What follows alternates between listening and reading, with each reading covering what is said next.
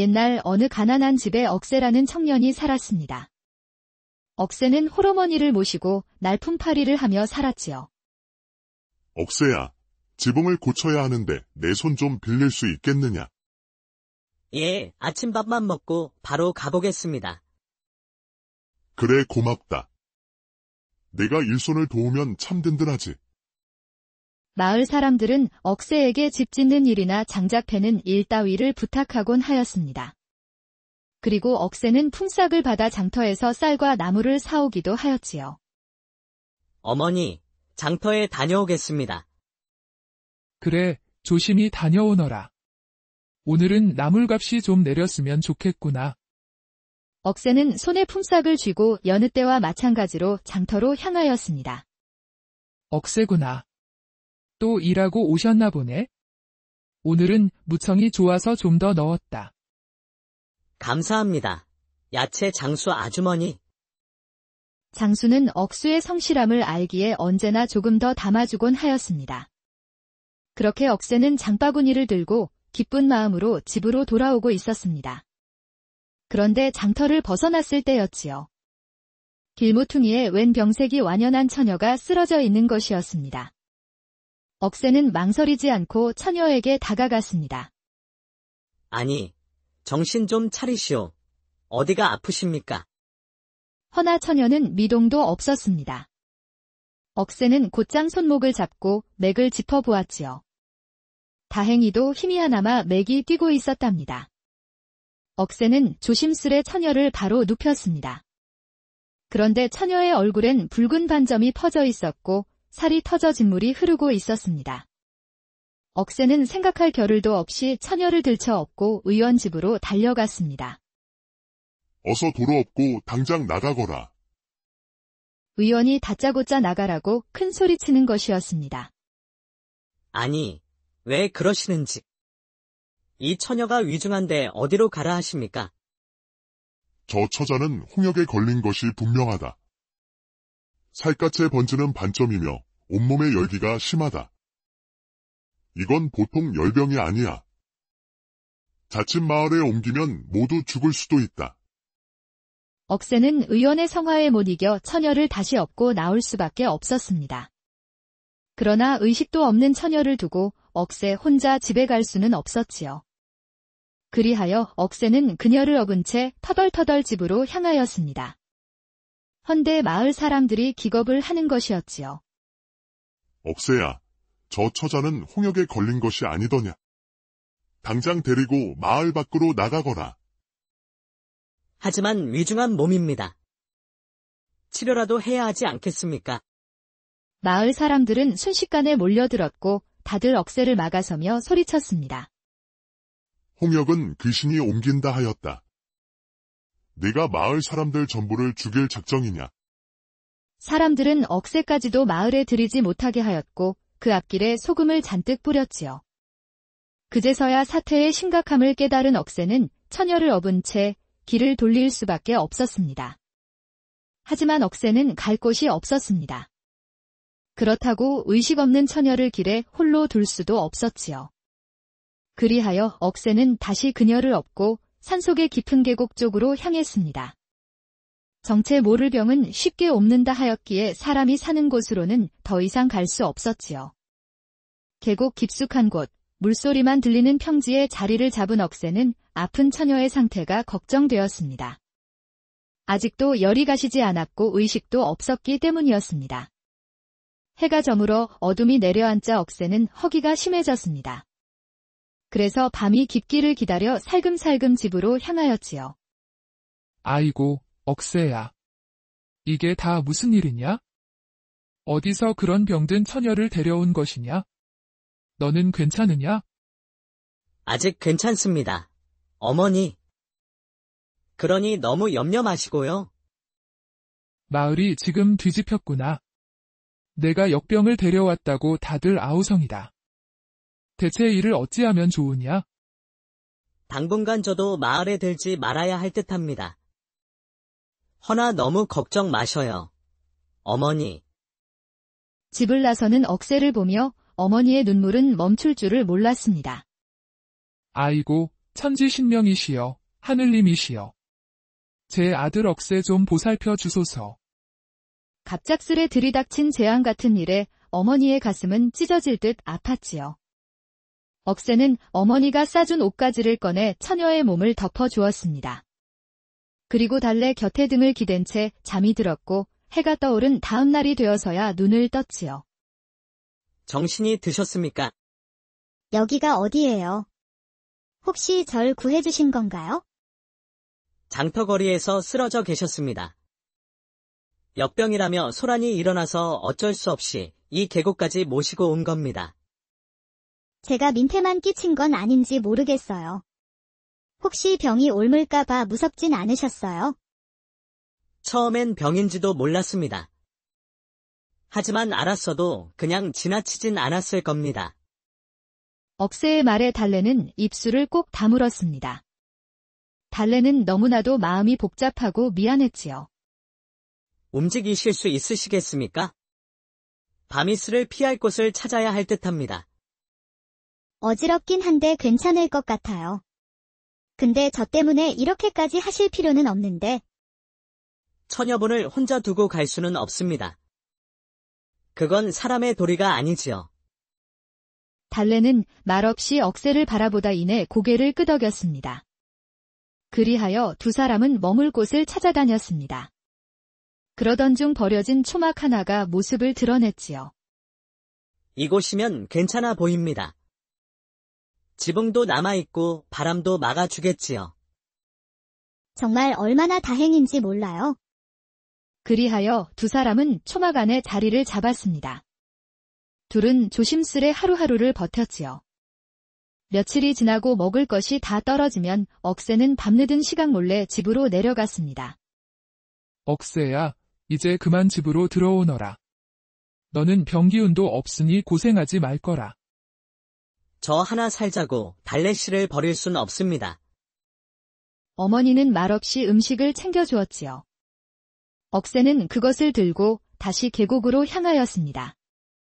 그 뒷모습을 바라보며 어머니는 가슴이 찢어지는 듯한 슬픔에 말을 잇지 못했지요. 시장하시지.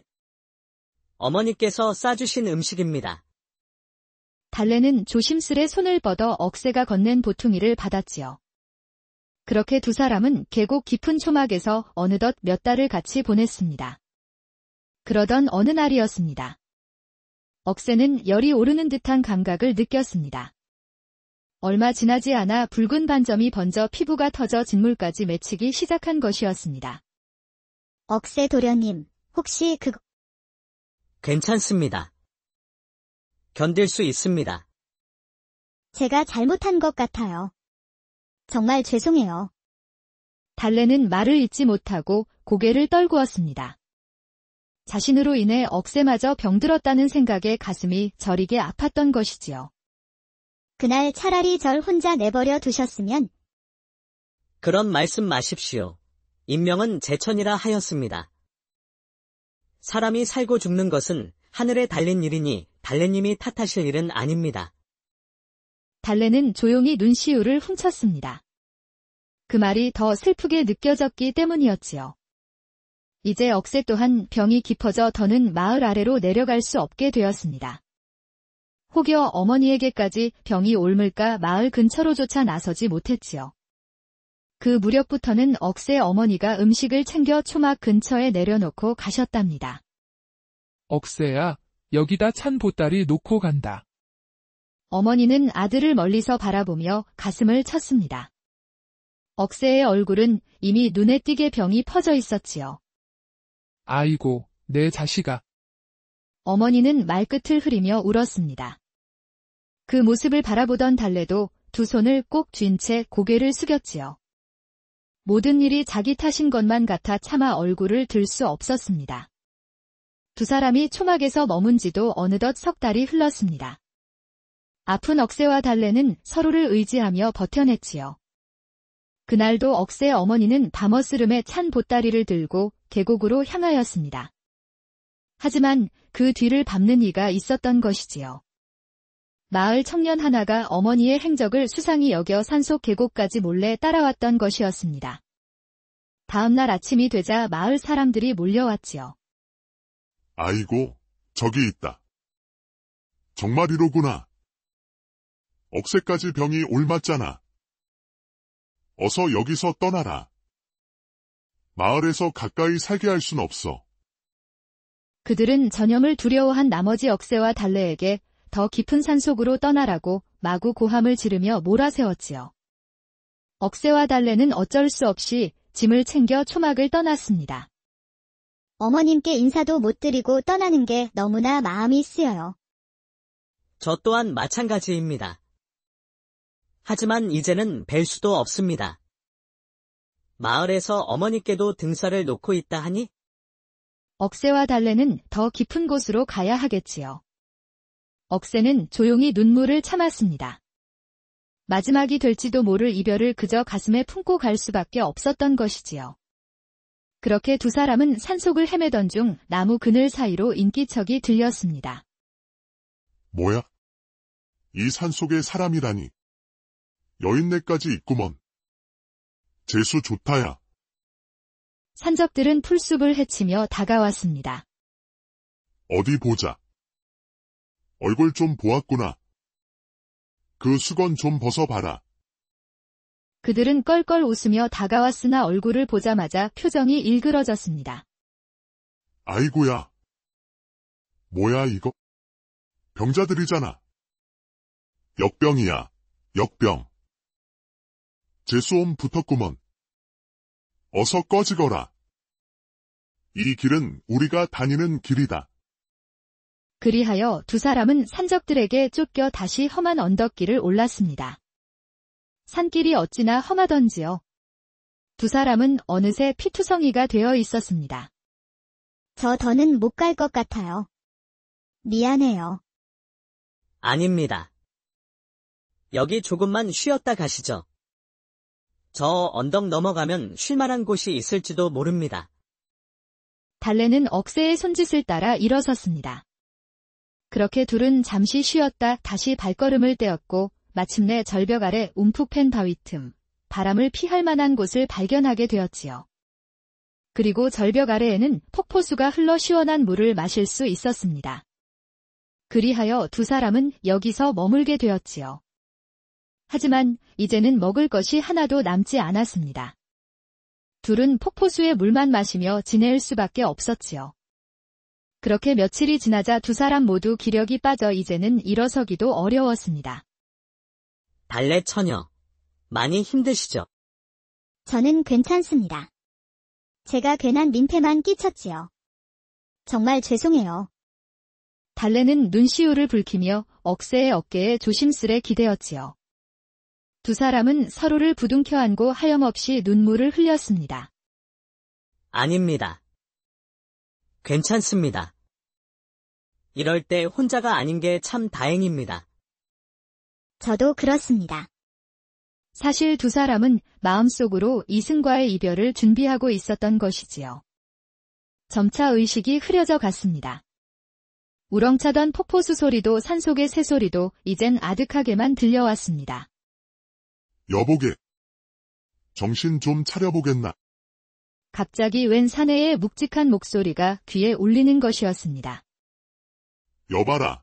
어서 물을 가져오라. 사내들의 음성은 다급하기 그지없었지요. 그리고 곧 입가에 찬물이 닿으며 천천히 입안으로 스며들었습니다. 그렇게 한참이 지나자 서서히 시야가 밝아지며 사내들의 형체가 흐릿하게 보이기 시작하였지요. 이제 정신이 좀 드는가? 뉘신지는 모르나 정말 감사합니다. 그리고 잠시 후 달래도 눈을 뜨는 것이었습니다. 달래님, 제 말 들리십니까? 네, 들려요. 그런데 이분들은 나는 훈련대장이네. 군졸들과 함께 훈련을 나왔다가 이곳에서 쓰러져 있던 자네들을 발견한 것이네. 감사합니다. 허나 저희는 병자예요. 가까이 오시면 안 됩니다. 이미 얼굴을 보고 알았네? 허나 생명보다 중요한 것은 없으니 걱정 말게. 혹시 이름을 물어도 되겠는가? 달래는 잠시 눈을 감고 고개를 떨구었습니다. 이름은 묻지 않으시면 고맙겠어요. 제 가족들께 폐를 끼치고 싶지 않아요. 혹시 송대감 댁따님 아니십니까? 저를 기억하시겠습니까? 그 말에 달래는 힘겹게 고개를 들어 훈련대장을 바라보았습니다. 그러자 비로소 훈련대장이 아버지 송대감의 문화생이었음을 알아보았지요. 부디 저를 못 본 셈해 주셔요. 그것이 저를 도와주시는 길입니다. 그리할 수는 없지요. 송대감께서도 따님을 찾느라 애를 태우고 계십니다. 마침 주상 전하께서도 홍역 치료의 뜻을 두시어 활인서를 두시고 약을 연구하셨습니다. 병이 낫는 이들도 늘고 있으니 희망을 버리지 마십시오. 이 말에 달래는 눈시울이 붉어졌습니다. 자신 때문에 병에 걸린 억새에게 다시 살아날 수 있다는 희망이 생겼으니까요. 그렇다면 억새님부터 돌보아 주십시오. 알겠습니다. 두 분 모두 치료받을 수 있도록 제가 돕겠습니다. 훈련대장은 억새와 달래를 들것에 실었지요. 그리하여 병사들로 하여금 한양으로 옮기도록 하였답니다. 이들은 한양 근처에 설치된 활인서로 향하였습니다. 이곳이 활인서입니다. 위원들이 곧 찾아올 것이니 치료를 받으며 안정을 취하시지요.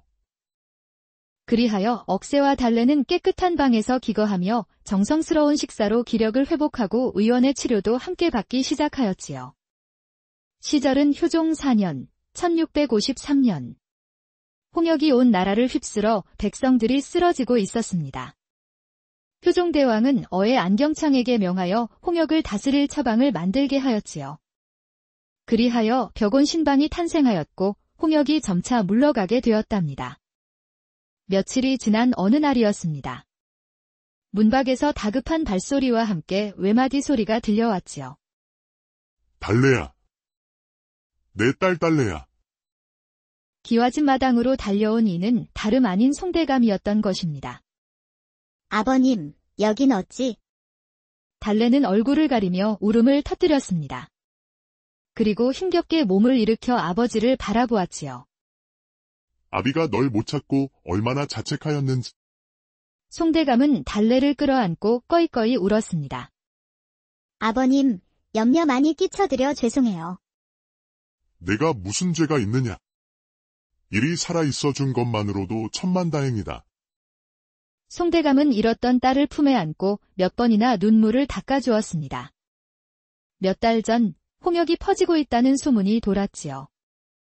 그러자 달래는 스스로 나서 병든 백성들이 모여있는 변두리의 빈촌으로 향하였습니다. 그곳에는 갈 데 없는 환자들이 모여 있었습니다. 달래는 그들을 며칠이나 돌보았습니다. 허나 결국 달래도 홍역에 걸리고 말았지요. 하인들은 병이 옮을까 두려워 모두 도망치고 달래 혼자만 앓는 몸을 이끌고 집으로 돌아가다 기운이 다해 길에서 쓰러졌던 것이었습니다.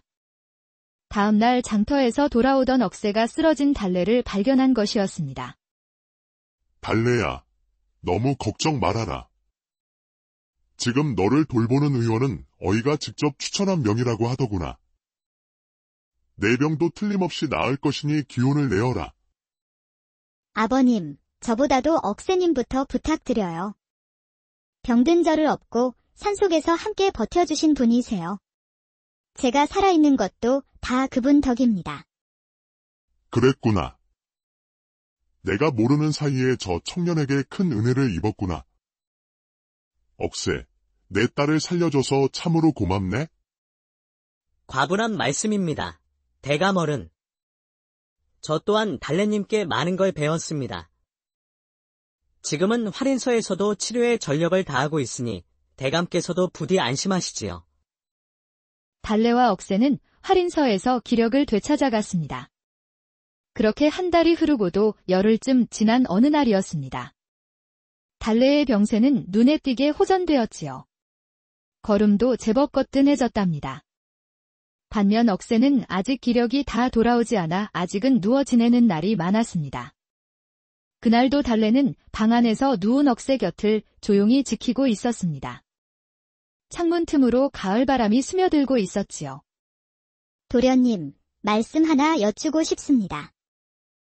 예, 말씀하시죠. 저와 혼인해 주시겠습니까? 억새는 깜짝 놀랐습니다. 몸을 일으키며 달래를 바라보았지요. 달래님, 그게 무슨 말씀이십니까? 전 그런 말씀을 감히 받을 수 없는 사람입니다. 대감대귀한 따님께서 어찌 저 같은 사람과 혼인을 하신단 말씀입니까? 신분이 무슨 소용이 있겠습니까? 병든 저를 업고 계곡 깊은 곳까지 함께 해주시고 절 죽지 않게 붙들어준 분이 누구이십니까? 저는 그 은혜를 잊을 수가 없습니다. 억새는 말없이 고개를 떨궜습니다. 달래의 마음을 받기엔 두려웠던 것이지요. 아닙니다. 달래님 같은 분은 더 나은 사람과 인연을 맺으셔야 마땅합니다. 그리고 저는 병도 다 낫지 않았습니다. 사실 억새는 점점 죽어가고 있었습니다. 점점 회복되는 달래와는 달리 억새의 얼굴은 눈에 띄게 초췌하였지요. 달래는 답답한 마음에 조용히 눈물만 흘렸답니다. 그날 밤 달래는 조용히 기와집 뒤뜰로 나와 말없이 하늘을 올려다 보았습니다. 가슴은 아프고 마음은 아렸으나 억새에 대한 연심은 불타고 있었습니다. 그날 밤 달래는 조용히 활인설을 빠져나왔습니다. 가슴속이 답답하여 바람을 쐬고 싶었지요. 달래는 무작정 산으로 들어갔습니다. 걷고 또 걷고 정처 없이 걸었지요. 사랑을 품었으되 감히 말할 수 없었고 그 사랑을 접으려니 마음이 너무도 아팠습니다. 그리하여 달래는 울며 걸었지요. 그러다 결국 힘이 다해 쓰러지고 말았습니다. 그런데 그때였습니다. 수염이 허연 노스님이 다가오는 것이었습니다. 어쩌다 이 산중 깊은 곳까지 어여쁜 시주께서 발걸음을 하신 게인가? 저는 누구도 사랑해 본 적이 없었습니다. 그런데 한 사람을 사랑하게 되었지요. 그 마음을 잊고자 산으로 들어왔습니다. 이 세상에서 가장 슬픈 일은 이룰 수 없는 인연이라는 말이 있지? 허나 시주의 마음이 곱고 인품이 막도다 하여 차 한 잔 드릴 것이니 앞으로도 그 마음을 버리지 마시오. 노스님은 달래에게 차를 한 잔 따라주고는 말없이 연기처럼 사라졌습니다. 달래는 그제야 눈을 떴습니다. 꿈이었구나. 헌데 참으로 생생하다. 몸을 일으켜보니 곁에 찻잔이 있었습니다. 꿈속에서 받았던 그 찻잔이었지요. 달래는 조심스레 찻잔을 들어 입술에 가져갔습니다. 찻잔 속에는 맑고 시원한 차가 담겨 있었고 한 모금 마시자 가슴이 뻥 뚫리는 듯하였지요. 열도 가라앉고 기운이 도는 듯하여 달래는 조용히 두 손을 모으고 다시 눈을 감았습니다. 다음 날 달래는 손을 씻다가 문득 손등을 바라보았습니다. 손이 어찌나 맑고 고운지 깜짝 놀랐지요. 그리하여 개울물에 얼굴을 비춰보았더니 얼굴마저도 병든 흔적 없이 말끔하게 나아 있었던 것이었습니다. 이럴 수가. 정말 다 나은 것일까? 달래는 자리에 주저앉아 한참을 울고 웃으며 기뻐하였습니다. 그리고 이내 떠올랐습니다. 노스님이 주신 그 차 때문이었구나. 달래는 찻잔을 다시 들여다보았습니다. 그 안에는 아직 차가 조금 남아 있었지요. 달래는 그 찻잔을 품에 조심스레 안고 곧장 억새가 있는 활인서로 달려갔습니다. 문을 열고 방 안으로 들어선 달래는 몸져 누운 억새의 곁에 무릎을 꿇었습니다. 달래님, 어떤 일이신지요? 억새님, 이 차를 꼭 드셔야 해요. 그렇게 달래는 찻잔을 들어 억새의 입술에 조심스레 가져다 주었습니다. 억새는 눈을 감은 채 차를 넘겼지요. 차는 맑고 시원하여 혀끝에 닿는 순간부터 몸속 깊숙이 기운이 돌기 시작하였습니다. 며칠이 흐른 뒤 억새의 얼굴은 차차 혈색을 되찾았고 굳었던 관절도 천천히 풀려 자유롭게 움직이기 시작한 것이었습니다. 의원도 고개를 끄덕이며 말했지요. 기이하도다. 분명히 심했던 홍역인데 이리도 빨리 낫는 것을 보니 하늘에 도움이 있는 것이 분명하여. 그제서야 달래는 깊은 숨을 내쉬며 억새의 손을 가만히 꼭 잡았습니다. 억새님, 사라져서 고마워요. 그렇게 얼마 뒤 억새도 건강을 되찾고 달래 또한 더없이 생기가 돌아왔습니다. 이에 송대감은 하인을 보내 이들을 맞이하였지요. 대감 댁마당에 들어서는 순간 송대감은 달려와 딸을 부둥켜 안았습니다. 아이고, 내 딸아. 살아나서 고맙구나. 이런 기적이 어디 있단 말이냐. 그리고는 곧 억새에게 다가와 고개를 깊이 숙였습니다. 자네가 내 딸을 살렸네? 어찌 그 은혜를 다 갚을 수 있겠나? 그날 밤 송대감 댁은 온 가족이 모였습니다. 딸의 쾌유를 축하하는 자리였지요. 오늘은 내가 직접 술을 따르겠다. 이 술은 은인에게 주는 술이네? 그리하여 술이 몇 순배 돌자 달래가 나직이 말했습니다. 아버님, 제가 먼저 말씀 올리고자 합니다. 저는 억새님과 혼인하고 싶습니다. 그 말에 모두가 놀라서 둘을 바라보았지요. 억새는 자리에서 벌떡 일어나 고개를 숙였습니다. 대감마님, 저는 하찮은 머슴이옵니다. 어찌 감히 제가 아씨와 혼인하겠습니까? 허나 달래는 고개를 저었습니다. 신부는 하늘이 정하지만 사람의 마음은 스스로가 정하는 법입니다. 억새님은 목숨을 바쳐 저를 지켜주셨으니 이분 말고 다른 이와는 100년을 약속할 수 없습니다. 송대감은 고개를 끄덕였지요. 오냐. 내 딸이 저리 말하니 내가 어찌 마다하겠느냐. 그대가 목숨 바쳐 내 딸을 살렸듯 어디 목숨이 다하도록 함께 살도록 하거라. 그리하여 마루 끝에 앉아있던 하인들까지 눈물을 훔칠 만큼 아름다운 승낙이 내려졌지요. 억새를 다시 볼 수 있다는 것만으로도 달래는 가슴이 벅차 올랐습니다. 그동안의 사정을 알고도 따뜻이 맞아준 아버지 송대감과 어머님의 환한 얼굴은 달래의 가슴을 더욱 뭉클하게 했지요. 감사합니다. 아버님, 그리고 어머님. 저는 억새님 없이 하루도 살 수 없을 것 같아요. 그리하여 두 사람은 혼약을 맺었습니다. 며칠 뒤 억새 어머님께도 인사드리기 위해 두 사람은 함께 고향 마을로 향하였지요. 달래와 억새는 나란히 말을 타고 어머니가 계신 산골 마을로 한달음에 달려갔습니다. 뒤따라 머슴들과 여종들이 짐을 실은 수레를 끌며 줄을 지었지요. 가마가 마을 어귀에 들어서자 사람들은 하나둘 몰려나와 구경을 하기 시작했습니다. 혹시 역병에 걸렸던 그 처녀 아니야? 얼굴이 저리 환해졌네. 홍역이 다 나은 게 틀림없구먼. 저 뒤에 말 탄 총각은 억새잖아. 그때 쓰러진 처녀를 업어갔던 억새 말이야. 이제는 대감 집사위가 되었구먼. 가마가 마당에 이르자 억새의 어머니가 달려나왔습니다. 어머니는 떨리는 손으로 억새를 부여잡았지요. 억새야. 이게 꿈이냐 생시냐? 내가 정령 살아 돌아온 것이냐? 어머니, 저 돌아왔습니다. 그간 걱정 끼쳐드려 죄송합니다. 두 모자는 서로를 껴안은 채 한참을 말없이 서 있었습니다. 마음속에 쌓인 사무침이 눈물로 흘러내렸지요. 그때 말에서 내린 달래가 어머니 앞에 엎드렸습니다. 억새 어머니는 달래를 보자 두 눈이 동그래졌지요. 아니, 이 처녀가 달래 아씨 아닌가? 이리 고운 얼굴로 다시 보다니 눈을 잘못 본 줄 알았구먼. 어머님, 인사 올립니다. 몸이 회복되고 가장 먼저 찾아뵙고 싶었습니다. 달래는 곱게 두 손을 모아 절을 올렸고 억새 어머니는 손을 덜덜 떨며 그 손을 꼭 잡았습니다. 어머니, 이 사람 제 아내로 맞이하고 싶습니다. 이런 날이 올 줄이야.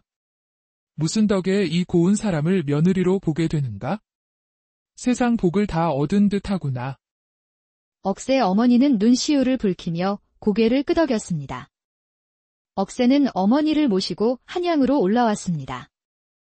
송대감 마당에는 성대한 혼례상이 차려졌지요. 혼례상 앞에는 송대감 부부가 나란히 앉았고 신랑 억새와 신부 달래는 나란히 서서 큰 절을 올렸습니다. 머슴이었던 억새가 대감 여식과 백년가약을 맺게 되었으니 보는 이마다 감회가 깊었지요. 그날 마당 가득 모인 이들은 두 사람의 지고지순한 사랑에 눈시울을 붉히며 축복의 말을 아끼지 않았습니다.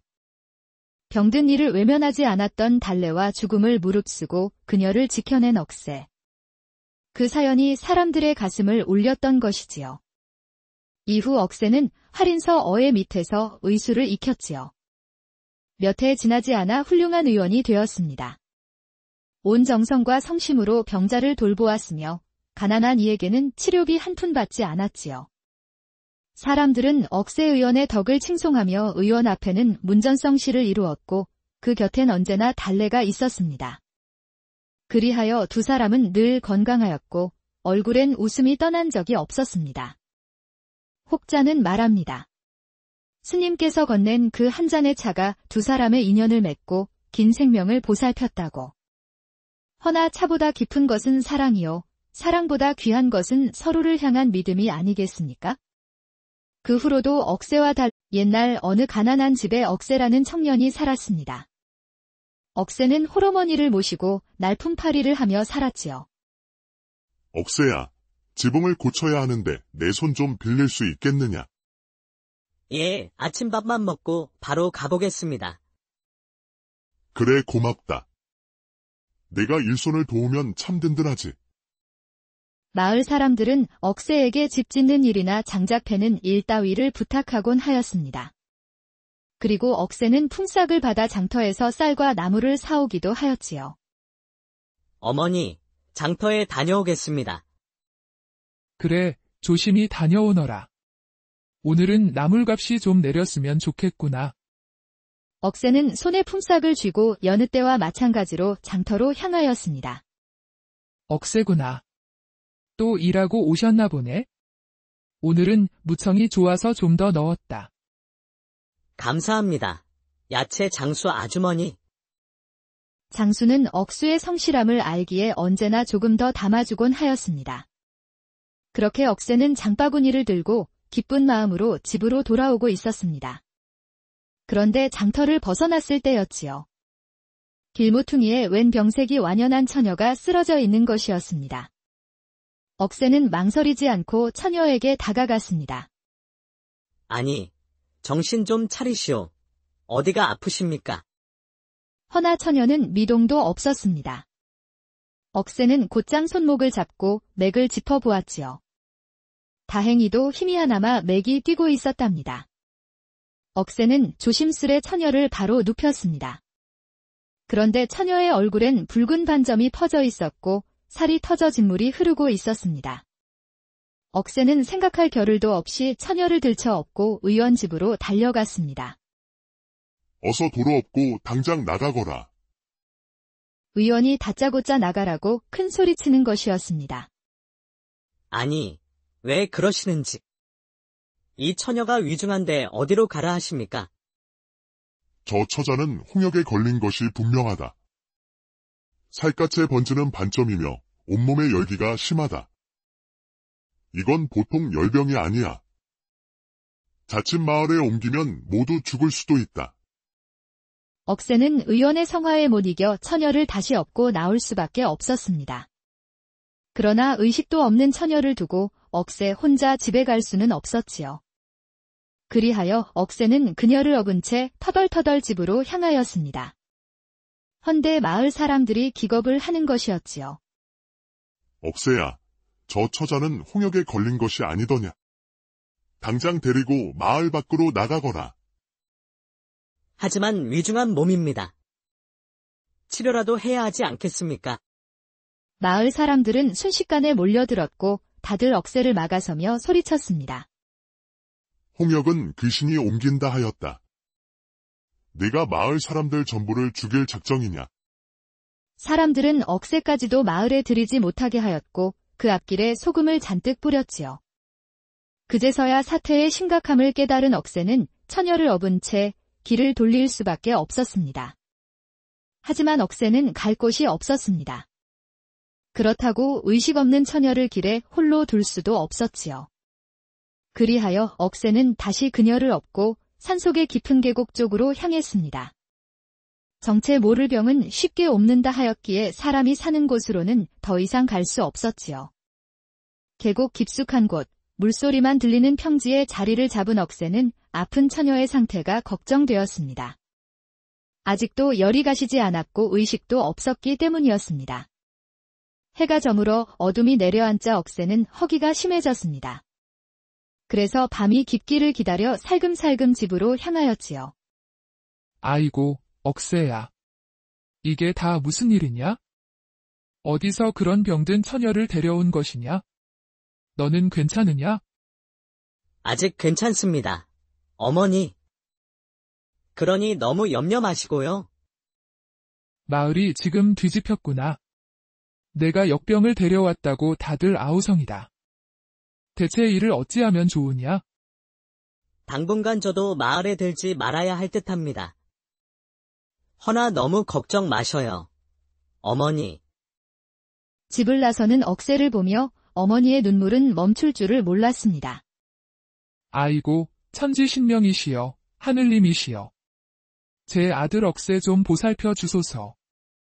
갑작스레 들이닥친 재앙 같은 일에 어머니의 가슴은 찢어질 듯 아팠지요. 억새는 어머니가 싸준 옷가지를 꺼내 처녀의 몸을 덮어주었습니다. 그리고 달래 곁에 등을 기댄 채 잠이 들었고 해가 떠오른 다음 날이 되어서야 눈을 떴지요. 정신이 드셨습니까? 여기가 어디예요? 혹시 절 구해주신 건가요? 장터거리에서 쓰러져 계셨습니다. 역병이라며 소란이 일어나서 어쩔 수 없이 이 계곡까지 모시고 온 겁니다. 제가 민폐만 끼친 건 아닌지 모르겠어요. 혹시 병이 옮을까봐 무섭진 않으셨어요? 처음엔 병인지도 몰랐습니다. 하지만 알았어도 그냥 지나치진 않았을 겁니다. 억새의 말에 달래는 입술을 꼭 다물었습니다. 달래는 너무나도 마음이 복잡하고 미안했지요. 움직이실 수 있으시겠습니까? 바미스를 피할 곳을 찾아야 할 듯합니다. 어지럽긴 한데 괜찮을 것 같아요. 근데 저 때문에 이렇게까지 하실 필요는 없는데. 처녀분을 혼자 두고 갈 수는 없습니다. 그건 사람의 도리가 아니지요. 달래는 말없이 억새를 바라보다 이내 고개를 끄덕였습니다. 그리하여 두 사람은 머물 곳을 찾아다녔습니다. 그러던 중 버려진 초막 하나가 모습을 드러냈지요. 이곳이면 괜찮아 보입니다. 지붕도 남아있고 바람도 막아주겠지요. 정말 얼마나 다행인지 몰라요. 그리하여 두 사람은 초막 안에 자리를 잡았습니다. 둘은 조심스레 하루하루를 버텼지요. 며칠이 지나고 먹을 것이 다 떨어지면 억새는 밤늦은 시각 몰래 집으로 내려갔습니다. 억새야, 이제 그만 집으로 들어오너라. 너는 병기운도 없으니 고생하지 말거라. 저 하나 살자고 달래씨를 버릴 순 없습니다. 어머니는 말없이 음식을 챙겨주었지요. 억새는 그것을 들고 다시 계곡으로 향하였습니다. 그 뒷모습을 바라보며 어머니는 가슴이 찢어지는 듯한 슬픔에 말을 잇지 못했지요. 시장하시지. 어머니께서 싸주신 음식입니다. 달래는 조심스레 손을 뻗어 억새가 건넨 보퉁이를 받았지요. 그렇게 두 사람은 계곡 깊은 초막에서 어느덧 몇 달을 같이 보냈습니다. 그러던 어느 날이었습니다. 억새는 열이 오르는 듯한 감각을 느꼈습니다. 얼마 지나지 않아 붉은 반점이 번져 피부가 터져 진물까지 맺히기 시작한 것이었습니다. 억새 도련님, 혹시 괜찮습니다. 견딜 수 있습니다. 제가 잘못한 것 같아요. 정말 죄송해요. 달래는 말을 잇지 못하고 고개를 떨구었습니다. 자신으로 인해 억새마저 병들었다는 생각에 가슴이 저리게 아팠던 것이지요. 그날 차라리 절 혼자 내버려 두셨으면. 그런 말씀 마십시오. 인명은 제천이라 하였습니다. 사람이 살고 죽는 것은 하늘에 달린 일이니 달래님이 탓하실 일은 아닙니다. 달래는 조용히 눈시울을 훔쳤습니다. 그 말이 더 슬프게 느껴졌기 때문이었지요. 이제 억새 또한 병이 깊어져 더는 마을 아래로 내려갈 수 없게 되었습니다. 혹여 어머니에게까지 병이 옮을까 마을 근처로조차 나서지 못했지요. 그 무렵부터는 억새 어머니가 음식을 챙겨 초막 근처에 내려놓고 가셨답니다. 억새야, 여기다 찬 보따리 놓고 간다. 어머니는 아들을 멀리서 바라보며 가슴을 쳤습니다. 억새의 얼굴은 이미 눈에 띄게 병이 퍼져 있었지요. 아이고, 내 자식아. 어머니는 말끝을 흐리며 울었습니다. 그 모습을 바라보던 달래도 두 손을 꼭 쥔 채 고개를 숙였지요. 모든 일이 자기 탓인 것만 같아 차마 얼굴을 들 수 없었습니다. 두 사람이 초막에서 머문 지도 어느덧 석 달이 흘렀습니다. 아픈 억새와 달래는 서로를 의지하며 버텨냈지요. 그날도 억새 어머니는 밤어스름에 찬 보따리를 들고 계곡으로 향하였습니다. 하지만 그 뒤를 밟는 이가 있었던 것이지요. 마을 청년 하나가 어머니의 행적을 수상히 여겨 산속 계곡까지 몰래 따라왔던 것이었습니다. 다음 날 아침이 되자 마을 사람들이 몰려왔지요. 아이고, 저기 있다. 정말 이로구나. 억새까지 병이 옮았잖아. 어서 여기서 떠나라. 마을에서 가까이 살게 할 순 없어. 그들은 전염을 두려워한 나머지 억새와 달래에게 더 깊은 산속으로 떠나라고 마구 고함을 지르며 몰아세웠지요. 억새와 달래는 어쩔 수 없이 짐을 챙겨 초막을 떠났습니다. 어머님께 인사도 못 드리고 떠나는 게 너무나 마음이 쓰여요. 저 또한 마찬가지입니다. 하지만 이제는 뵐 수도 없습니다. 마을에서 어머니께도 등살을 놓고 있다 하니 억새와 달래는 더 깊은 곳으로 가야 하겠지요. 억새는 조용히 눈물을 참았습니다. 마지막이 될지도 모를 이별을 그저 가슴에 품고 갈 수밖에 없었던 것이지요. 그렇게 두 사람은 산속을 헤매던 중 나무 그늘 사이로 인기척이 들렸습니다. 뭐야? 이 산속에 사람이라니. 여인네까지 있구먼. 재수 좋다야. 산적들은 풀숲을 헤치며 다가왔습니다. 어디 보자. 얼굴 좀 보았구나. 그 수건 좀 벗어봐라. 그들은 껄껄 웃으며 다가왔으나 얼굴을 보자마자 표정이 일그러졌습니다. 아이고야. 뭐야 이거? 병자들이잖아. 역병이야, 역병. 재수옴 붙었구먼. 어서 꺼지거라. 이 길은 우리가 다니는 길이다. 그리하여 두 사람은 산적들에게 쫓겨 다시 험한 언덕길을 올랐습니다. 산길이 어찌나 험하던지요. 두 사람은 어느새 피투성이가 되어 있었습니다. 저 더는 못 갈 것 같아요. 미안해요.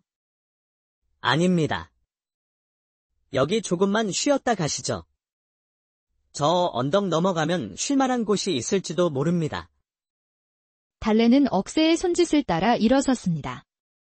그렇게 둘은 잠시 쉬었다 다시 발걸음을 떼었고 마침내 절벽 아래 움푹 팬 바위 틈, 바람을 피할 만한 곳을 발견하게 되었지요. 그리고 절벽 아래에는 폭포수가 흘러 시원한 물을 마실 수 있었습니다. 그리하여 두 사람은 여기서 머물게 되었지요. 하지만 이제는 먹을 것이 하나도 남지 않았습니다.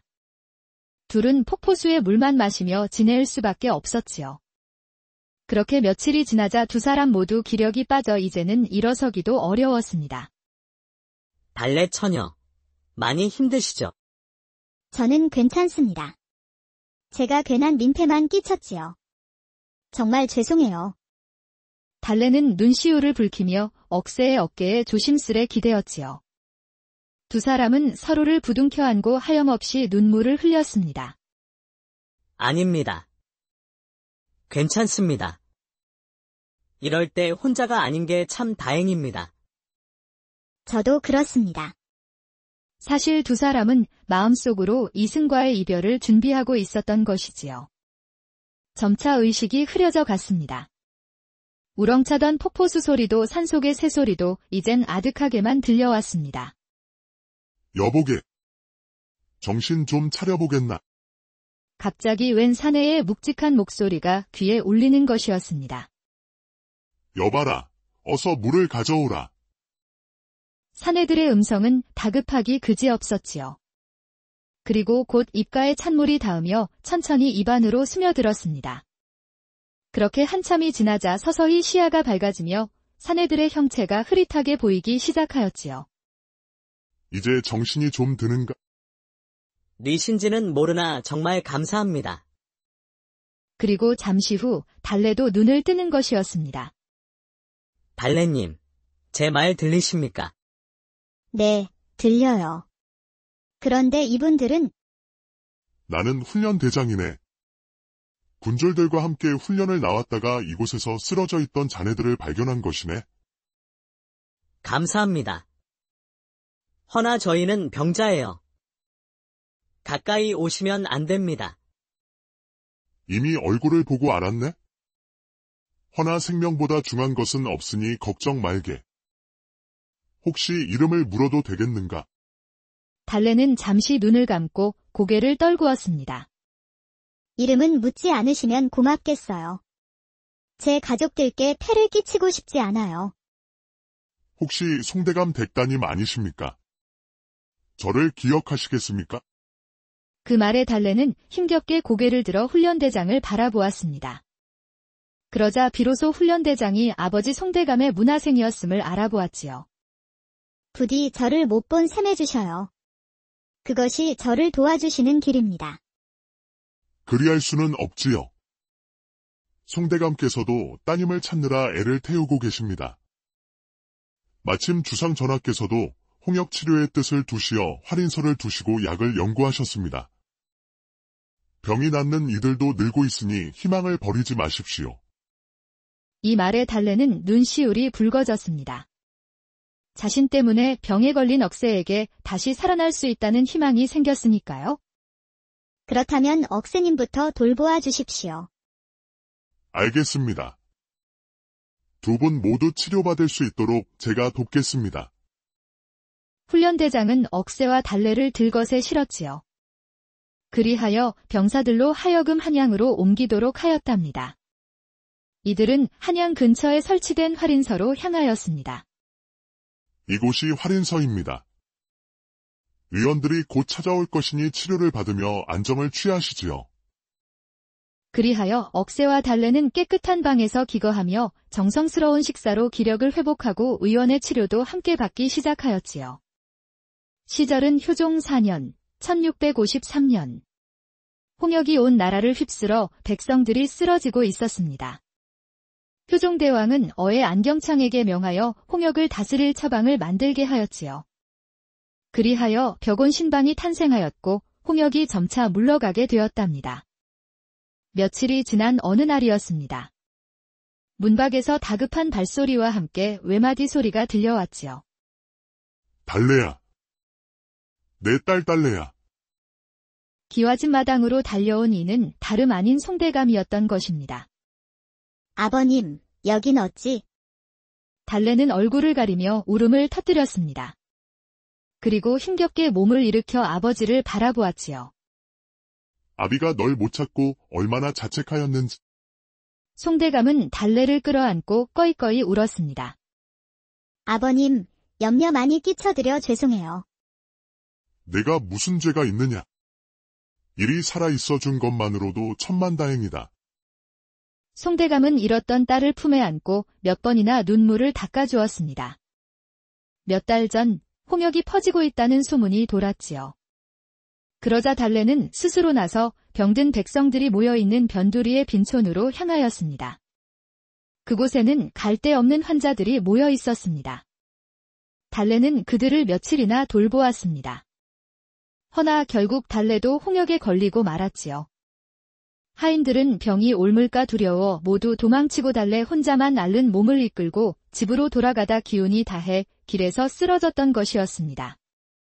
다음 날 장터에서 돌아오던 억새가 쓰러진 달래를 발견한 것이었습니다. 달래야, 너무 걱정 말아라. 지금 너를 돌보는 의원은 어이가 직접 추천한 명이라고 하더구나. 내 병도 틀림없이 나을 것이니 기운을 내어라. 아버님, 저보다도 억새님부터 부탁드려요. 병든 저를 업고 산속에서 함께 버텨주신 분이세요. 제가 살아있는 것도 다 그분 덕입니다. 그랬구나. 내가 모르는 사이에 저 청년에게 큰 은혜를 입었구나. 억새, 내 딸을 살려줘서 참으로 고맙네? 과분한 말씀입니다. 대감어른. 저 또한 달래님께 많은 걸 배웠습니다. 지금은 활인서에서도 치료에 전력을 다하고 있으니 대감께서도 부디 안심하시지요. 달래와 억새는 활인서에서 기력을 되찾아갔습니다. 그렇게 한 달이 흐르고도 열흘쯤 지난 어느 날이었습니다. 달래의 병세는 눈에 띄게 호전되었지요. 걸음도 제법 거뜬해졌답니다. 반면 억새는 아직 기력이 다 돌아오지 않아 아직은 누워 지내는 날이 많았습니다. 그날도 달래는 방 안에서 누운 억새 곁을 조용히 지키고 있었습니다. 창문 틈으로 가을바람이 스며들고 있었지요. 도련님, 말씀 하나 여쭈고 싶습니다. 예, 말씀하시죠. 저와 혼인해 주시겠습니까? 억새는 깜짝 놀랐습니다. 몸을 일으키며 달래를 바라보았지요. 달래님, 그게 무슨 말씀이십니까? 전 그런 말씀을 감히 받을 수 없는 사람입니다. 대감 댁귀한 따님께서 어찌 저 같은 사람과 혼인을 하신단 말씀입니까? 신분이 무슨 소용이 있겠습니까? 병든 저를 업고 계곡 깊은 곳까지 함께 해주시고 절 죽지 않게 붙들어준 분이 누구이십니까? 저는 그 은혜를 잊을 수가 없습니다. 억새는 말없이 고개를 떨궜습니다. 달래의 마음을 받기엔 두려웠던 것이지요. 아닙니다. 달래님 같은 분은 더 나은 사람과 인연을 맺으셔야 마땅합니다.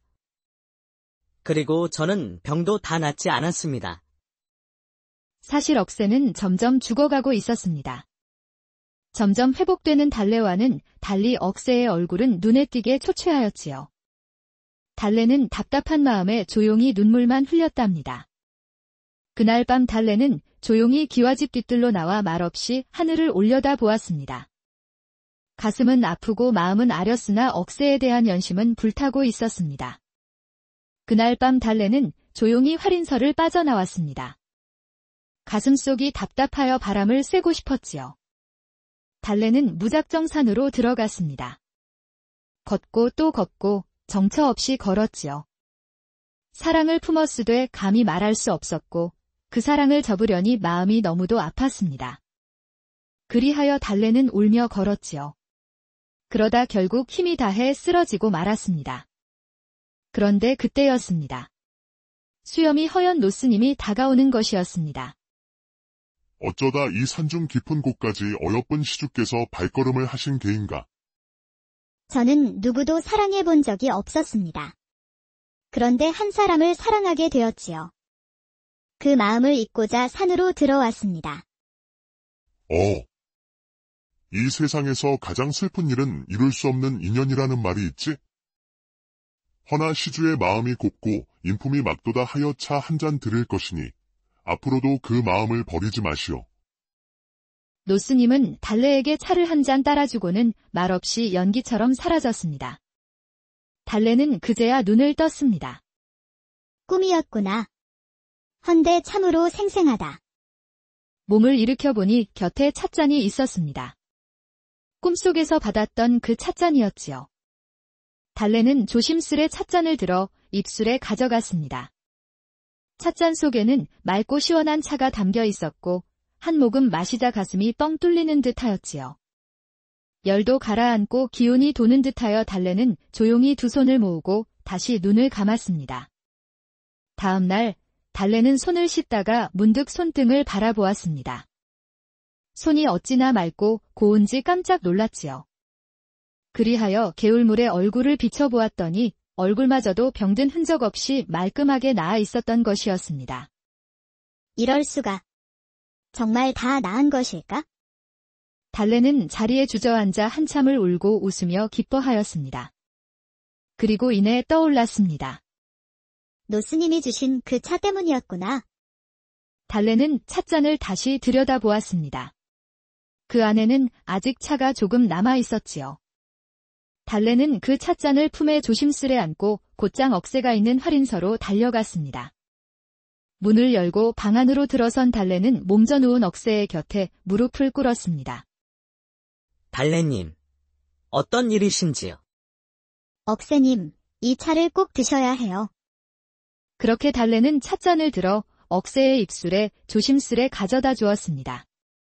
억새는 눈을 감은 채 차를 넘겼지요. 차는 맑고 시원하여 혀끝에 닿는 순간부터 몸속 깊숙이 기운이 돌기 시작하였습니다. 며칠이 흐른 뒤 억새의 얼굴은 차차 혈색을 되찾았고 굳었던 관절도 천천히 풀려 자유롭게 움직이기 시작한 것이었습니다. 의원도 고개를 끄덕이며 말했지요. 기이하도다. 분명히 심했던 홍역인데 이리도 빨리 낫는 것을 보니 하늘에 도움이 있는 것이 분명하여. 그제서야 달래는 깊은 숨을 내쉬며 억새의 손을 가만히 꼭 잡았습니다. 억새님, 사라져서 고마워요. 그렇게 얼마 뒤 억새도 건강을 되찾고 달래 또한 더없이 생기가 돌아왔습니다. 이에 송대감은 하인을 보내 이들을 맞이하였지요. 대감 댁마당에 들어서는 순간 송대감은 달려와 딸을 부둥켜 안았습니다. 아이고, 내 딸아. 살아나서 고맙구나. 이런 기적이 어디 있단 말이냐. 그리고는 곧 억새에게 다가와 고개를 깊이 숙였습니다. 자네가 내 딸을 살렸네? 어찌 그 은혜를 다 갚을 수 있겠나? 그날 밤 송대감 댁은 온 가족이 모였습니다. 딸의 쾌유를 축하하는 자리였지요. 오늘은 내가 직접 술을 따르겠다. 이 술은 은인에게 주는 술이네? 그리하여 술이 몇 순배 돌자 달래가 나직이 말했습니다. 아버님, 제가 먼저 말씀 올리고자 합니다. 저는 억새님과 혼인하고 싶습니다. 그 말에 모두가 놀라서 둘을 바라보았지요. 억새는 자리에서 벌떡 일어나 고개를 숙였습니다. 대감마님, 저는 하찮은 머슴이옵니다. 어찌 감히 제가 아씨와 혼인하겠습니까? 허나 달래는 고개를 저었습니다. 신부는 하늘이 정하지만 사람의 마음은 스스로가 정하는 법입니다. 억새님은 목숨을 바쳐 저를 지켜주셨으니 이분 말고 다른 이와는 백년을 약속할 수 없습니다. 송대감은 고개를 끄덕였지요. 오냐. 내 딸이 저리 말하니 내가 어찌 마다하겠느냐.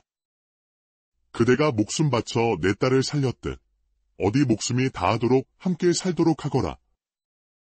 그리하여 마루 끝에 앉아있던 하인들까지 눈물을 훔칠 만큼 아름다운 승낙이 내려졌지요. 억새를 다시 볼 수 있다는 것만으로도 달래는 가슴이 벅차 올랐습니다.